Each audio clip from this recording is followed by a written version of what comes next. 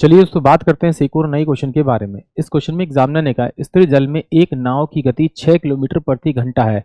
नाव द्वारा धारा के प्रतिकूल जाने में लिया गया समय धारा के अनुकूल लिए जाने वाले समय से 4 गुना है, तो धारा की गति ज्ञात कीजिए। ये एग्जामिनर मुझसे पूछ रहा है। तो देखिए, अगर आपको ना इस तरह का क्वेश्चन मिले और उसमें आपको धारा के प्रतिकूल चाल मिल जाए और धारा के अनुकूल चाल मिल जाए, तो दोनों को जोड़िए, 2 से भाग कीजिए, तो आपको बोट की चाल मिल जाएगी। और अगर दोनों का डिफरेंस करके 2 से भाग करेंगे तो आपको धारा की चाल मिल जाएगी। तो इसी लॉजिक को यूज करके हम इस क्वेश्चन को सॉल्व करेंगे।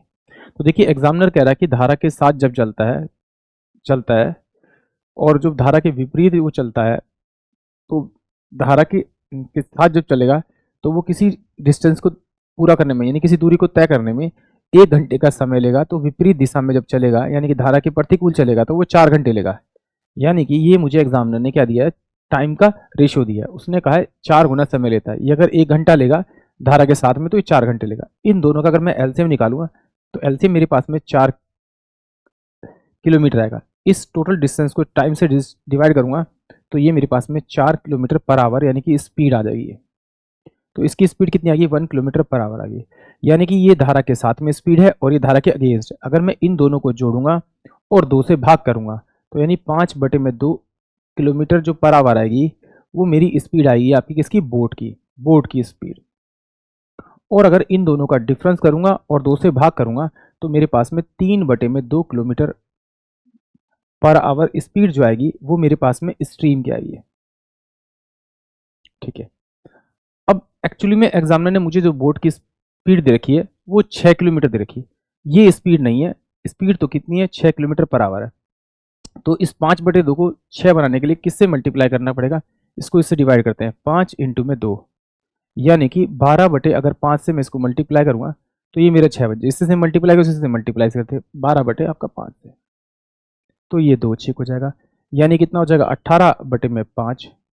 तो क्या करेंगे इसे, आपका 2 से ऊपर मल्टीप्लाई करते हैं, 2 से नीचे मल्टीप्लाई करते, तो 18 दूनी 36 और ये अपॉन में 10 हो जाएगा। यानी कि 3.6 किलोमीटर पर आवर इसकी क्या हो जाएगी, आपकी स्पीड हो जाएगी। यानी कि ऑप्शन जो मेरे पास में आपका डी होगा वो इस क्वेश्चन के लिए करेक्ट होगा। एग्जाम में तो इसी तरह से करना है, थोड़ा सा अगर ध्यान देंगे तो अच्छे से समझ में आ जाएगा। चलिए एक बार सॉल्व करके देखते हैं। एग्जामिनर ने क्या कहा कि भाई एक्स प्लस का जो वाई है, यानी कि धारा के साथ में जाएगा और धारा के विपरीत जाएगा।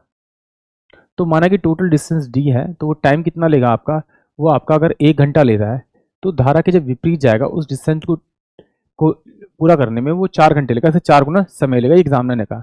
तो डिस्टेंस अपॉन में टाइम स्पीड होता है, डिस्टेंस अपॉन में टाइम स्पीड। अगर इन दोनों को अगर मैं डिवाइड करूंगा तो मेरे पास में x प्लस का y ये वैल्यू आएगी और यहाँ से x माइनस का y ये मेरे पास जाएगा। बराबर में कितना हो जाएगा, जब इसको सोल्व करूंगा तो ये 4 तो मेरे पास यहाँ आ जाएगा, ये d इधर चल जाएगा, तो d से d कट जाएगा।